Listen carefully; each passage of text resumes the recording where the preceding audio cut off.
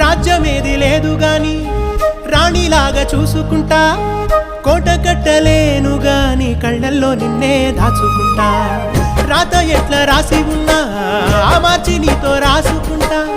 స్వర్గమంటూ ఉన్నదంటే అది నీతోనే ప్రతిరోజు పంచుకుంటా. నిన్ను గన్న మీ నాన్నకన్నా అల్లారు ముద్దుగా సాదుకుంటా. నీకు కోపం వస్తే కొంత దూరం ఉంటా, నువ్వు గీత గీస్తే నేను దాటనంటా.